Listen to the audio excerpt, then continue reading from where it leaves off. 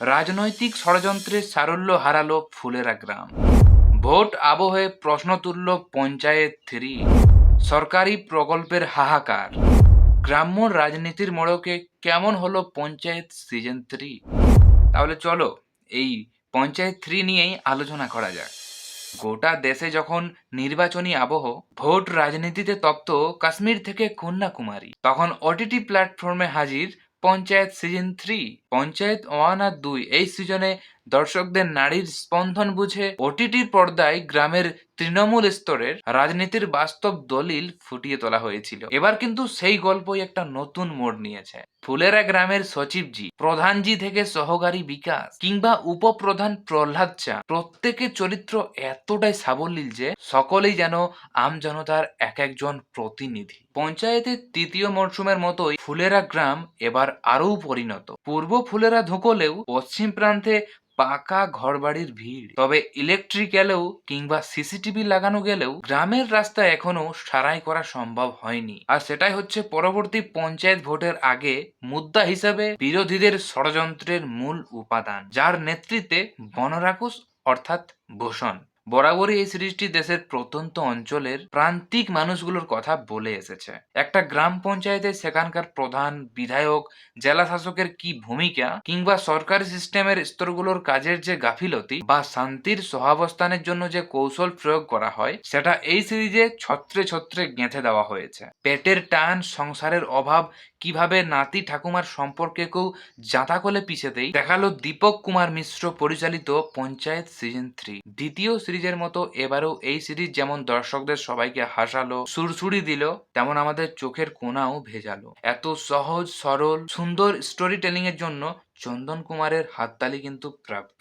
গ্রাম পঞ্চায়েতের কুটকচালির রাজনীতি কিংবা ভাতে নয় পাতে মারবো গোছের রাজনৈতিক ধ্যান ধারণা যেভাবে চিত্রনাট্যে সাজানো হয়েছে এই সিজন থ্রিতে, তা কিন্তু সত্যি প্রশংসার দাবিদার। বিশেষ করে আসন্ন পঞ্চায়েত ভোটের কথা মাথায় রেখে প্রধানমন্ত্রী আবাস যোজনা প্রকল্পের নাম তোলার জন্য প্রত্যন্ত অঞ্চলগুলিতে যে ষড়যন্ত্রটা চলে, সিরিজে এই কাহিনীগুলো একদম পরিষ্কারভাবে ফুটিয়ে তোলা হয়েছে। গ্রামীণ জীবনের আস্ত একটা পাঠ হচ্ছে পঞ্চায়েত থ্রি, যেখানে শহুরে সচিবজি অভিষেক ত্রিপাঠীর বদলি আটকানোর জন্য একজোট হয় পঞ্চায়েত প্রধান এবং তার সহায়করা। তৃতীয় সিজনের শো স্টপার প্রহ্লাদ চা, এক সন্তানহারা পিতার হাহাকার, আর তার সমান্তরালে গ্রামের উপপ্রধান হিসাবে দায়িত্ববোধের বোঝা সে একাই কাঁধে বয়ে নিয়ে যায়। বিকাশ যেন তারই সারথি হিসাবে এই সিজন থ্রির গল্পটি এগিয়ে নিয়ে যায়।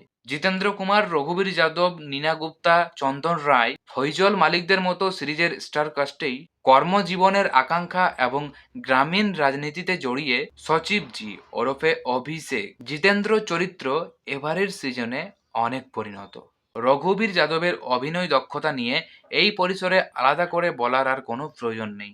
পাকা অভিনেতা, টিপিক্যাল পুরুষতান্ত্রিক ধ্যান ধারণা আর মেজাজ নিয়েও গৃহমন্ত্রী মঞ্জু দেবী ওরফে নীনা গুপ্তার দাপুটে মতামত নিয়ে যেভাবে সংসারে শান্তির সহাবস্থান দেখিয়েছেন, তাতে রঘুবীরের চরিত্র যেন এই আম সমাজের একজন বাস্তব প্রতিনিধি। ডিগ্লেম চরিত্রে নীনার উপস্থিতি আগের দুবারের মতো এবারেও দর্শকদের মোহিত করেছে।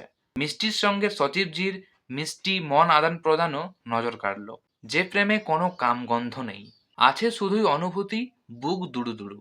রাজনীতি, ষড়যন্ত্র, সরকারি প্রকল্পের জন্য মারামারি, যাবতীয় উপকরণে তৃতীয় সিজনটি হচ্ছে সফল। রক্তের স্রোত না দেখিয়েও যে গুরুগম্ভীর রাজনৈতিক ইস্যু ফুটিয়ে তোলা যায় কমেডি আর সারল্যের মোড়কে, তা প্রমাণ করে দেখিয়ে দিলেন পরিচালক দীপক কুমার মিশ্র। প্লাস পয়েন্টের দিকে এই সিরিজের পাল্লা ভারী হলেও শেষ পাতে উল্লেখ্য ক্লাইম্যাক্সে কিন্তু মোটেও ততটা জমেনি। সচিবজির মারপিটের দৃশ্য আর একটু পোক্ত হলে মন্দ হতো না, কারণ সেই সিকোয়েন্স পঞ্চায়েতের চতুর্থ সিজনে নিয়ে আসার গুরুভার বহন করছে। তো যারা এখনো পঞ্চায়েত সিজন থ্রি দেখনি, তারা অবশ্যই পঞ্চায়েত থ্রি এসে গেছে ওটিটি প্ল্যাটফর্মে, সবাই দেখে নিও। আর যারা যারা দেখেছো তাদের কেমন লেগেছে তারা অবশ্যই কমেন্ট বক্সে জানাতে কেউ ভুলবে না।